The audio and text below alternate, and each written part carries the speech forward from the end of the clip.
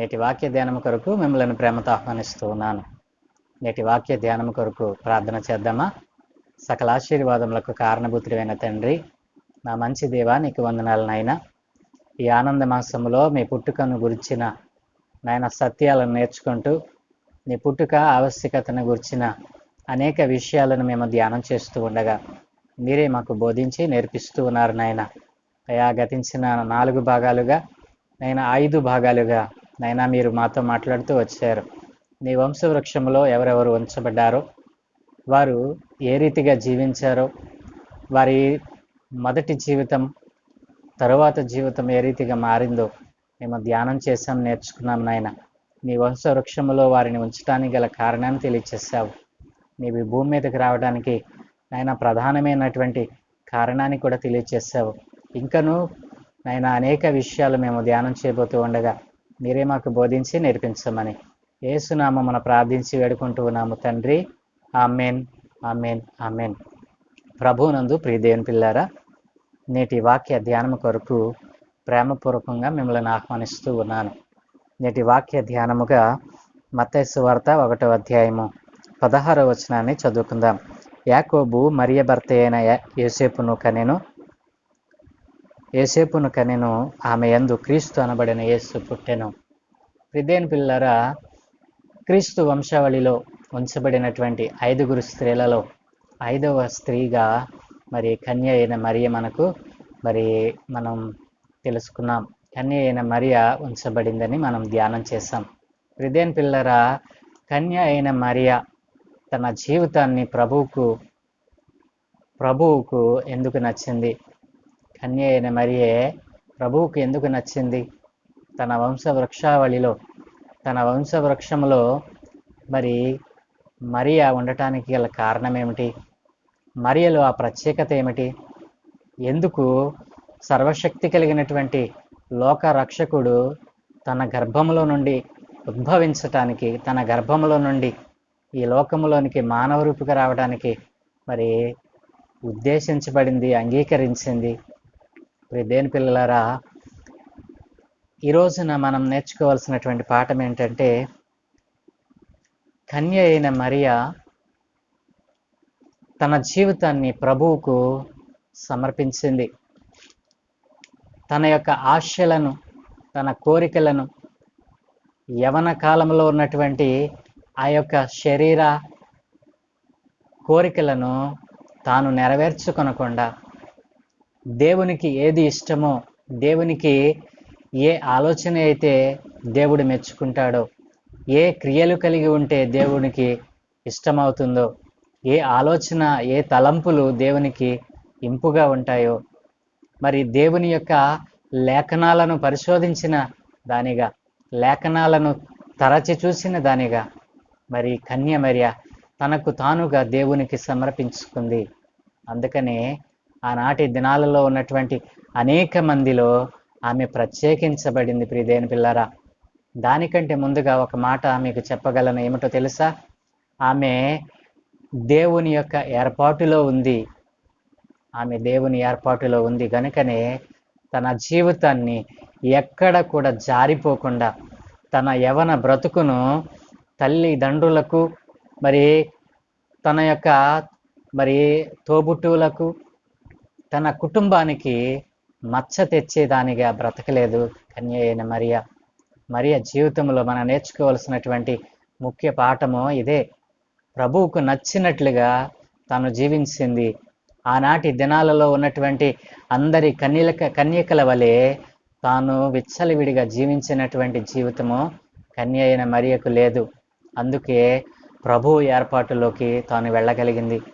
ప్రియదేని పిల్లలారా, కన్య మరియ జీవితంలో మనం నేర్చుకోవాల్సినటువంటి పాఠాలు, ఆమెను ఈ రోజున ఈ నేటి సమాజము ఏ రీతిగా చిత్రీకరిస్తూ ఉంది, నేటి సమాజము కన్య మరియ జీవితాన్ని అర్థం చేసుకోవటంలో, ఆమె యొక్క త్యాగాన్ని గుర్తించటంలో, ఆమె చేసినటువంటి ఆ పరిపూర్ణమైనటువంటి క్రీస్తు కొరకు తాను చేసిన త్యాగము ఎంత గొప్పదో దేని పిల్లరా ఆలోచన చేయకుండా, కనీస జ్ఞానముతో వివేచించకుండా ఆమెను గురించి చెడ్డగా మాట్లాడిన వారు, చెడ్డ మరి రచనలు చేసిన వారు, అనేక డాక్యుమెంటరీలు తీసిన వారు ఈ లోకంలో లేరంటారా? మరి దేవుని పిల్లరా, అలాగున వారు మారటానికి కేవలము ఒక్కటే, ఈ లోకాధికారి అయినటువంటి అపవాది.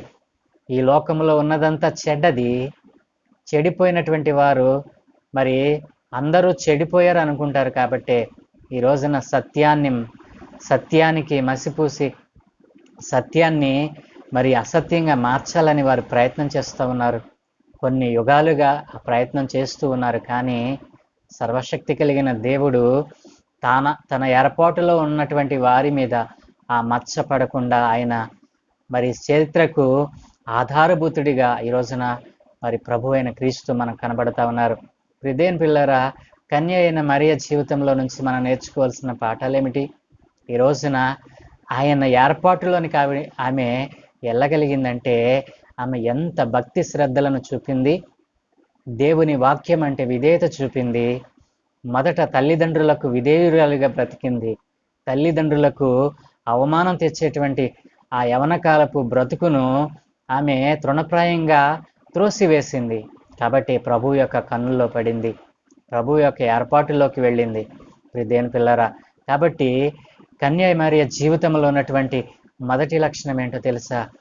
ప్రభువు యొక్క మరి పాదాల చెంత తన యొక్క జీవితాన్ని అర్పించుకుంది. ప్రభు కొరకే జీవించాలని మరి తనను తాను ప్రభువుకు అర్పించుకుంది. ప్రభు కొరకు త్యాగమైపోయింది. ప్రభు యొక్క మాటలనే వినాలని, ప్రభు యొక్క వాక్యమనే ధ్యానించాలని, ప్రభు యొక్క మార్గంలోనే నడవాలని ఆమె చిన్నతనము నుండి అలవాటుగా దానిని చేసుకుంది. అంతేకాదండి, ఆమె లేఖనాలను మరి విని వాటిని విడిచిపెట్టేదానిగా లేకుండా, లేఖనాలలో వ్రాయబడిన క్రీస్తు ప్రభు యొక్క జనన విధాన్ని తెలుసుకున్న దానిగా ఈ రోజున మనము మరి కన్య మరియ జీవితంలో మనం చూడవచ్చును. దేవుని పిల్లారా, చిత్తములో ప్రభు యొక్క ఏర్పాటులో తానున్నదని ప్రభువు యొక్క దూతే స్వయంగా తన దగ్గరికి దిగి వచ్చినప్పుడు దానిని గ్రహించగలిగింది. సత్యవంతురాలైన జీవము కలిగిన దేవుని వాక్యాన్ని హృదయంలో నింపుకున్నటువంటి కన్య అయిన మరియ. దేవుని పిల్లారా, నీవు దేవుని ఏర్పాటులో ఉంటే దేవుని యొక్క కార్యాలు నీలో ప్రతిబింబిస్తాయి. మరియ జీవితంలో మనం నేర్చుకోవాల్సిన పాఠం ఇదే. క్రీస్తు ప్రభులు వారే ఆమె గర్భమును కోరుకున్నారు. దేవుని పిల్లారా, ఆయన తన గర్భములో ఉద్భవించటానికి సర్వశక్తి కలిగినటువంటి దేవునికి ఇష్టమైంది. ఎందుకో తెలుసా? ఆమె తన యవ్వన జీవితాన్ని, తన కన్యత్వాన్ని ఆమె కాపాడుకుంది, పరిశుద్ధముగా కాపాడుకుంది. పరిశుద్ధమైనటువంటి కార్యము తన జీవితంలో జరగబోతుందని చెప్పే ప్రభు యొక్క ఏర్పాటులోకి సర్వశక్తి కలిగిన దేవుడు తన ప్రియకుమారుని తన గర్భమున పుట్టింపచేశాడు. ఆయన ఈ లోకానికి మానవ రూపిగా రావటానికి కన్య మరియ ఒక వాహకంగా, మరి ఒక సాధనంగా ఆమె ఉపయోగపడింది ప్రభువుకు. ఎంత ధన్యురాలండి! కేవలము ఆమెను ధన్యురాలు అని అంటే సరిపోతుందా?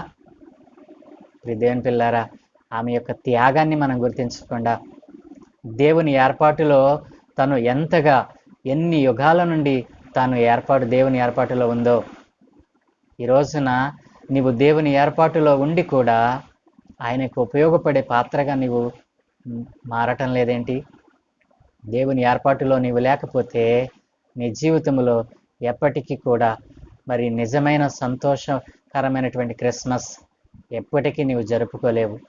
నీ జీవితంలో నిజమైన క్రిస్మస్ జరగాలి అని అంటే కన్య మరియ ఏ రీతిగా మరి సర్వశక్తి కలిగిన దేవుని ఏర్పాటులోనికి మరి వెళ్ళగలిగిందో అట్లాంటి సిద్ధపాటు మనస్సు, సిద్ధపాటు జీవితం మనలో ప్రతి ఒక్కరికి ఉండాలని ప్రభు తెలియచేస్తా ఉన్నాడు.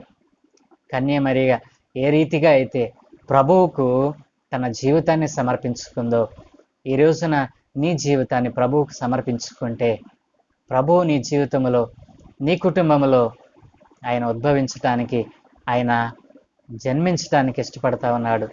నూతన జీవాన్ని ఇవ్వటానికి ఇష్టపడతా ఉన్నాడు. ఎంతకాలము నీవు ప్రభు యొక్క ఏర్పాటును త్రోసివేస్తావు? ప్రభు యొక్క చిత్తాన్ని నీవు త్రోసివేస్తావు? ప్రభు యొక్క మరి ఉద్దేశాన్ని నెరవేర్చకుండా ఎంతకాలం నీవు తప్పించుకుని తిరుగుతావు నా ప్రియ సహోదరి సహోదరుడా?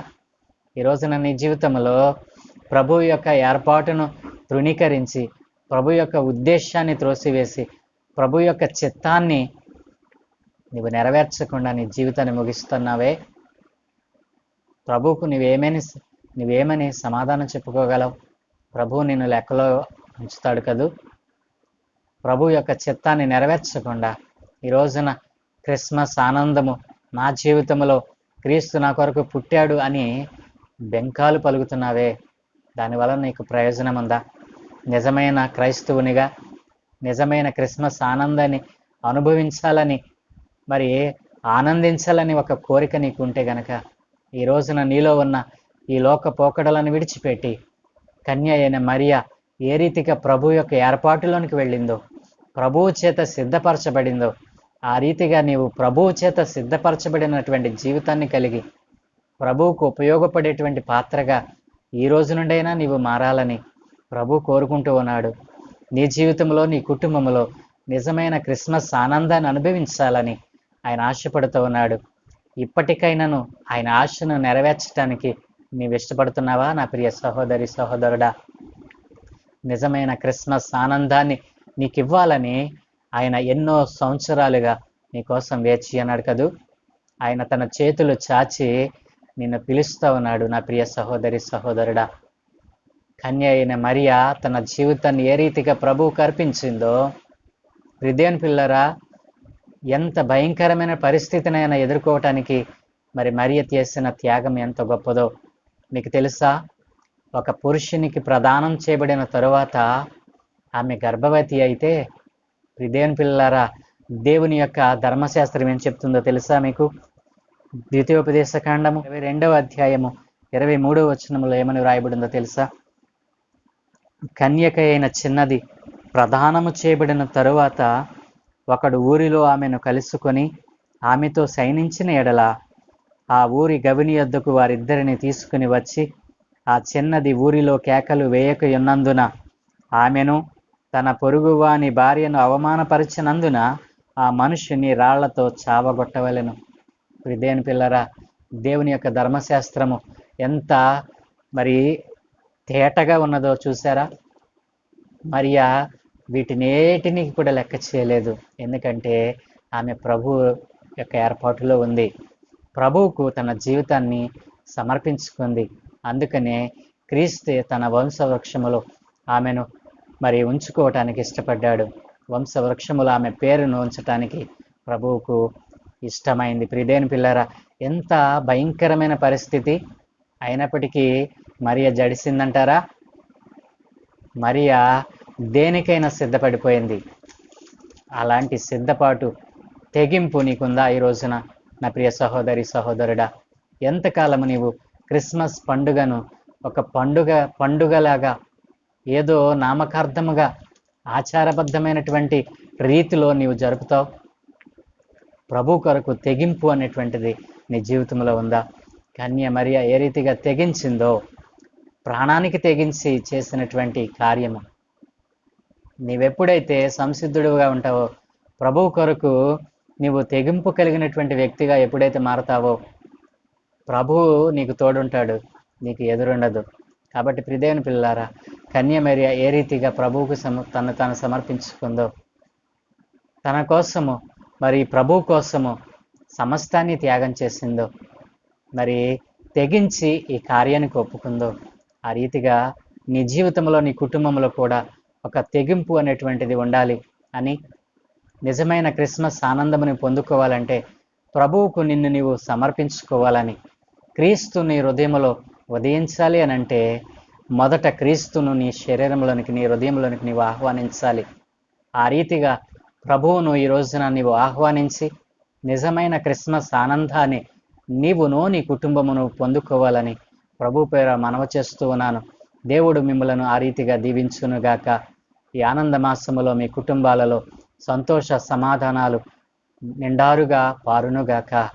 ఆమెన్. ప్రభునందు ప్రియదేని పిల్లారా, ప్రార్థన చేసుకుందాం. సకల ఆశీర్వాదముల కారణభూతుడైన తండ్రి, మా మంచి దేవానికి వందనాలనైనా. ఎన్ని స్తుతులు చెల్లించినా, ఎన్ని మహిమలు నీకు చెల్లించినా తక్కువేనైనా. ఎందుకంటే నీ ప్రేమలో, నీ ఏర్పాటులో మేము ఉండబట్టే ఈ క్షణం వరకు మేము సజీవులుగా ఉన్నాము నాయన. అయా, నీ ఏర్పాటులో నైనా మీ యొక్క నైనా ఏర్పాటులో మేము గనక లేకపోతే ఈ క్షణమును మేము చూసేవారం కాదు నాయన. తండ్రి, కన్య మరియ ఏ రీతిగా నాయన తన జీవితాన్ని నీకు సమర్పించుకుందో, ఆనాటి కన్యకలలో అనేక మంది మరియలు ఉన్నప్పటికీ నాయన, ప్రత్యేకింపబడినటువంటి కన్యకగా నాయన మరియను మీరు ఎన్నుకున్నారు నాయన. అనేక మంది కన్యకలలో కేవలము ఒక్క కన్యకను మీరు ఎన్నుకోవడానికి గల కారణం, దేవా తన జీవితాన్ని నాయన సమస్తాన్ని నీకు నాయన తను తానుగా అర్పించుకుంది నాయన. అయా, తన ఏర్పాటులో నీ ఏర్పాటులో తను ఉండటానికి తన జీవితాన్ని త్యాగం చేసింది నాయన. తెగించి నీ కొరకు ఆయన కార్యానికి ఒప్పుకుంది నాయన. దేవా, అట్లాంటి మనస్సు, తెగింపు మనస్సు ఈ రోజున లేకుండా వ్యర్థమైన క్రిస్మస్ ఆనందాన్ని అనుభవిస్తూ, వ్యర్థమైన సంతోషాలను, క్షణికమైనటువంటి ఈ లోక సంబంధమైన ఆనందాన్ని కోరుకుంటున్నటువంటి నీ పిల్లలతో మీరు సూటిగా మాట్లాడారు. ఈ రోజున కన్య మరియ జీవితంలో నుండి నేర్చుకున్న పాఠాలు, నీ పుట్టుకకు నాయనా, నీ పుట్టుక ఆవశ్యకత ఎంత మరి అవసరమో నాయన నీవు తెలియచేస్తున్నందుకు వందనాలు నాయన. నీ పుట్టుక ఆవశ్యకతను తెలుసుకోనకుండా వ్యర్థముగా నిన్ను ఆరాధిస్తున్నాను. నీ ప్రియబిడ్డలందరితో మీరు మాట్లాడినందుకు స్తోత్రాలు. నీ కొరకు తెగించే మనస్సు నాయనా, నీ కొరకు సమస్తాన్ని త్యాగం చేసేటువంటి మనస్సు నీ ప్రియబిడ్డలందరికీ అనుగ్రహించమని, ఈ ఆనంద మాసములో ఏ కుటుంబంలో అయితేనైనా అసమాధానము రాజ్యం వెళుతూ ఉందో, ఏ కుటుంబంలో అయితే నైనా శ్రమలు, శోధనలు, నైనా వేదనలు నైనా పరిభ్రమిస్తూ ఉన్నాయో, అట్టి వాటన్నిటి నుండి వాటిని విరిపించి నిజమైన క్రిస్మస్ ఆనందము ప్రతి ఇంటిలో, ప్రతి గృహంలో ఉండినట్లుగా సహాయం దయచేయమని, ఏదైనా మేము చేయ పనులన్నిటి మీద మీకు అనుదృష్టి ఉంచి మీ దూతల కాపుదలు అనుగ్రహించి మీరే మహిం పొందుకోమని తండ్రి, కుమార, పరిశుద్ధాత్మ త్రియేక నామం పేరట ప్రార్థించి వేడుకుంటూ ఉన్నాము తండ్రి. Amen, amen.